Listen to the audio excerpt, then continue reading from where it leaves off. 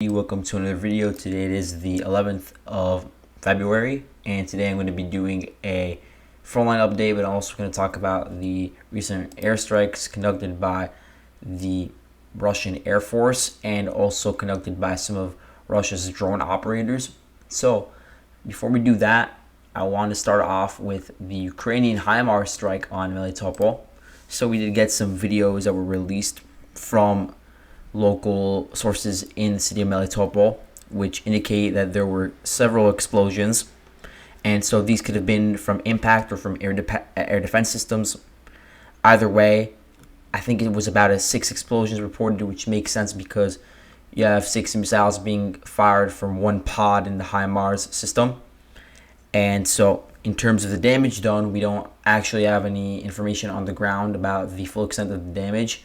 Ukrainian sources allege that there was some significant damage done around the airstrip and to the nearby rail line. So you could see the rail line runs, pretty sure runs through here, and then the airstrip is this section over here.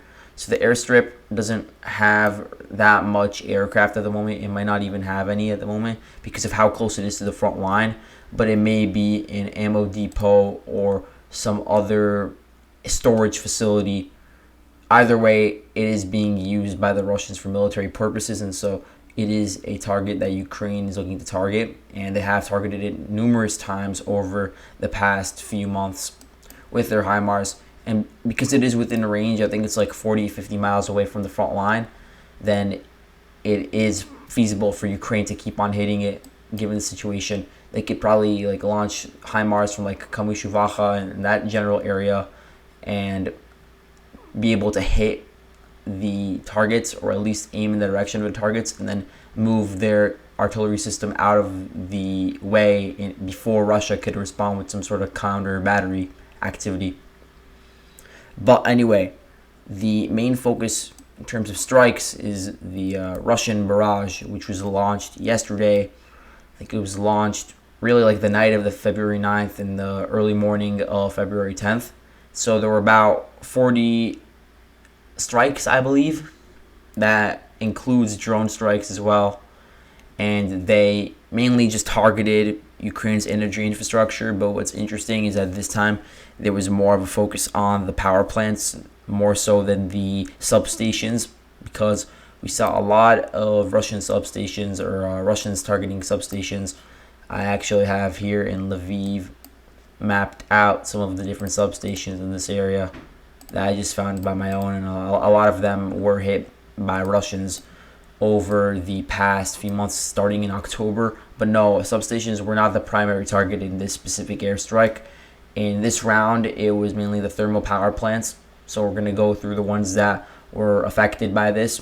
Now, these strikes are not going to cause any sort of permanent damage. Usually they just cause damage for a day or two, or they force Ukrainian engineers to manually shut off the power plant and conduct rolling blackouts. So they do this in cities like Dnipro, Zaporozhye, in Kiev, Kharkiv, wherever the power grid is affected the most, in order to conserve energy. So let's start out with the Kharkiv power plant that was targeted. We have the TEC-5 power plant. This one over here, it's a huge facility. So in this facility, the turbine hull was hit. And this is something that apparently Russia was doing for all of the power plants that it was trying to destroy or trying to damage. They were trying to hit the turbine hulls. So what's the significance of these turbine hulls? So the turbine hulls, they store the turbines and the electric generators of the power station. So in that regard, it is very important. So they are sort of like a storage area in the facility. So you could destroy it, and that could limit the backup capabilities in whenever there's sort of a strike on these power plants. So that's just one part of it.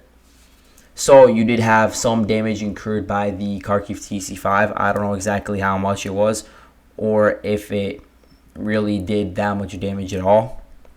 Either way, it was mentioned as one of the targets that was hit. Another target that was mentioned was the Dnipro hydroelectric plant, this one over here. And so the turbine hull was also targeted by the Russians. I'm not sure if it caused any permanent damage, but yes, it was targeted. And then we also have this station to the south of Kryvyi called the Krivoriska power station, which was hit. In this specific area, the Russians hit the thermal power plant with missiles, and according to Russian sources, the turbine hull was hit and it destroyed one turbine and one generator. So these are just some of the examples. We don't obviously have the full information because, first of all, Russia's not giving out every single target that they've hit. They're not publicizing each target that they've hit. But the Ukrainians aren't really showing it either because they have rules in place against publishing information about areas that are affected by Russian airstrikes. So it makes it difficult for people who just rely on like public information to report on the situation. I'm just doing my best with what I have. So besides that, other cities that were affected either because they had air defense systems on, or they had air raid sirens on, or there was videos that corroborated reports that there was some strikes in the region. Some of those cities include Kramatorsk and Donbass, Konstantinivka.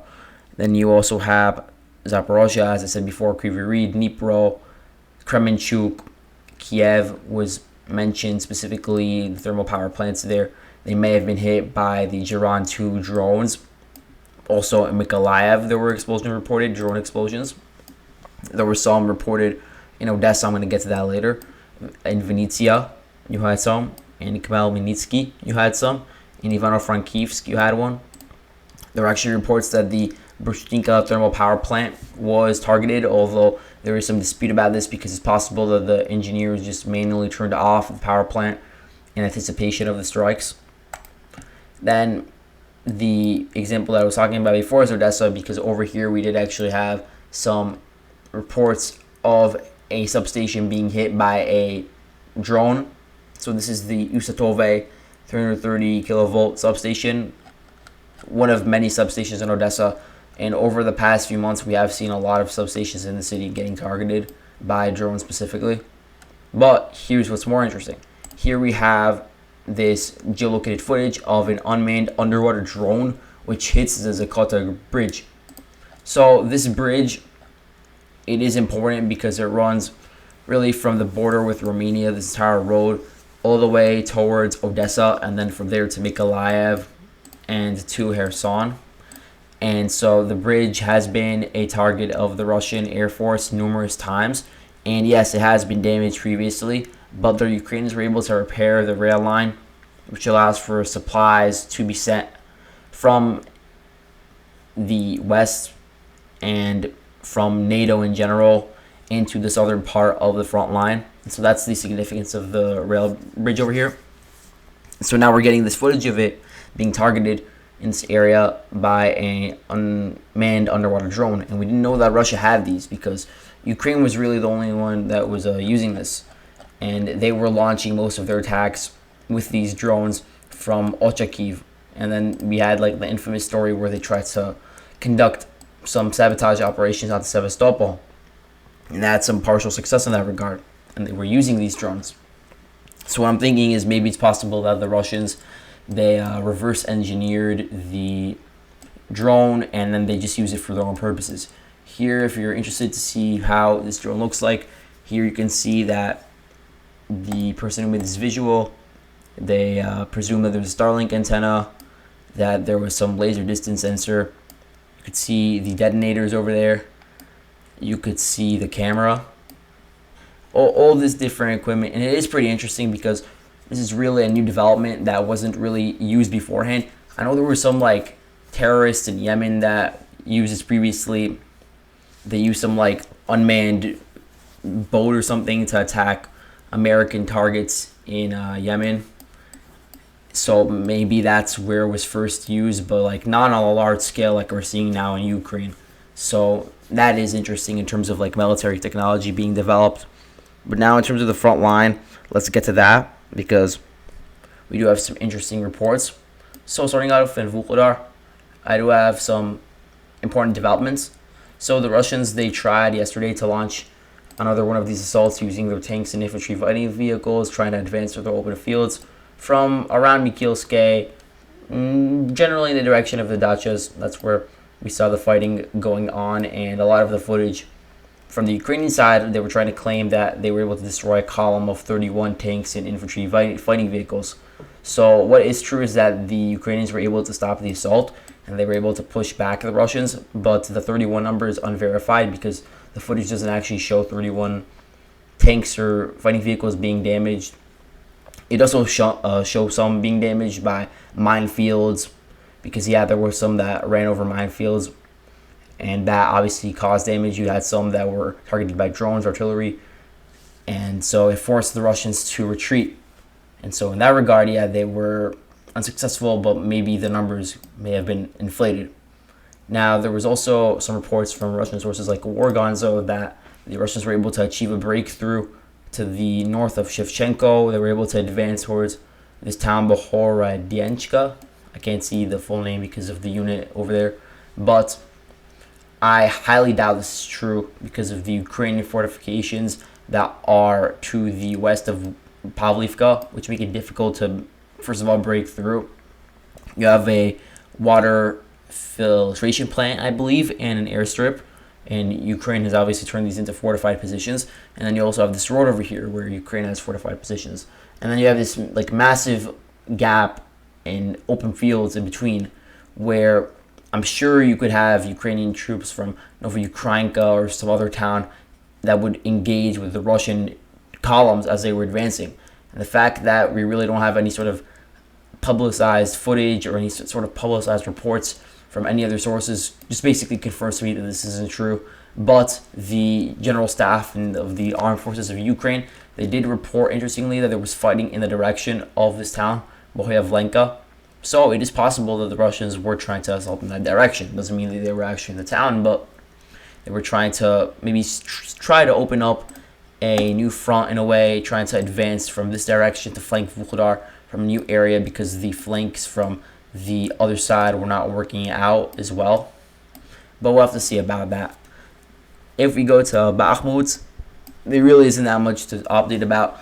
The Russians have been able to just expand their control around the T-0405 road a bit more, but nothing too significant. We are receiving reports of from the locals actually in Chasiv Yar that the Ukrainian troops are beginning to withdraw and that some of the Foreign Legion units are also beginning to withdraw using helicopters sometimes, and also just withdrawing along this minor road over here towards Konstantinivka, because this road, the T-405 road, cannot be used anymore because the Russians have physically cut it off. So you can't use that to move equipment and personnel from Chasiv Yar to Konstantinivka, which does indicate that maybe the Ukrainians will not try to use Chasiv Yar as a defensive fortification. They may see the writing on the wall and already try to build their new defensive line around Konstantinivka, which is a city that is pretty equivalent in size to Bakhmut.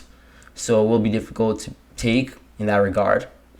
But it could also mean that maybe there's some sort of troop rotation going on. I don't exactly know. But the unit that I saw mentioned in the withdrawal from Chasiv Yar was the 43rd Heavy Artillery Brigade. I thought they were around Vuhledar. Maybe I was wrong. And so it does indicate that you have this unit in the Donbass area. Besides that, we do have reports of the Ukrainians, specifically the 10th Mountain Assault Brigade, trying to conduct counteroffensives, so counterattacks around Zolotarivka. So you saw how I changed the map yesterday and I talked about it.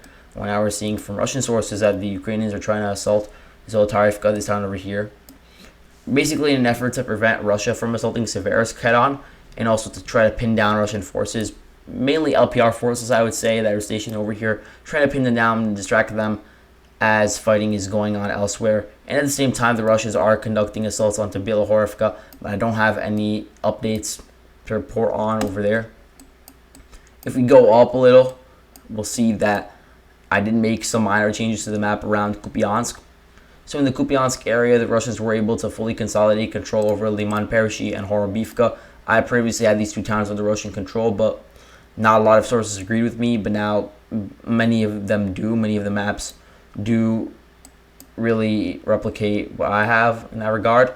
Now they are reporting on assaults towards Synkivka. The town itself is contested, and you have the Ukrainians across the Oskil River, so it is more difficult to supply them, which is one of the issues with really mounting these operations across the river, especially with one where the Russians have an artillery advantage in this area, which makes it difficult to supply your allies across the river. Then towards Liman Perishi taking over the town fully gives the Russians the opportunity to now assault Synkivka. So they are very close to Synkivka based on reporting that the fighting is going on just to the north of the settlement. Taking Synkivka will allow the Russians to resume operations just to the north of Kupiansk, because it's possible that Russia will try to sort of shape the battlefield in a way, try to advance a few kilometers towards Kupiansk. Maybe they'll want to reach Petropavlovka. I don't think they will be able to in the near future, but I think they might be able to take Synkivka if they push in that direction, because now we are seeing how they want to sort of create a buffer zone and use the Oskil River as a defensive line, something that they were not able to do when they were originally pushed out of Kharkiv and parts of the Luhansk region in around September and October, that general time frame. And so now they're trying to do that by advancing towards Synkivka and kicking the Ukrainians out of the eastern side of the Oskil River. So now I have some units mapped over here to show the situation. You have some Russian units, 200 Separate Motor Rifle Brigade, and the 61st Naval Infantry Brigade. You see how there's like a lot of VDV troops in here, a lot of the regular tank divisions as well. But for the most part, you have like a lot of these VDV and naval infantry units in the fighting. Like you have that in Vuhledar, you have it in Kupiansk as well. You have the 12th Guards Tank Regiment fighting around Vorichny right now. In terms of Ukrainian side, you have this Territorial Defense Brigade. You have some National Guard units, 67 Mechanized Brigade. I think that is a reformed version of Right Sector in their paramilitary group. You have the 3rd Tank Brigade operating in this area, although a lot of the terrain over here is very rugged. It might not be the most suitable for tanks. And then you have the 92nd Mechanized Brigade, one of the best units in the Ukrainian army. And then also the 14th Brigade, which has a lot of experience in this specific direction. So that's the situation all in all around Kupiansk. If you go a bit north, there are rumors of Russian probing assaults towards Bolohivka and towards Dvorichanske.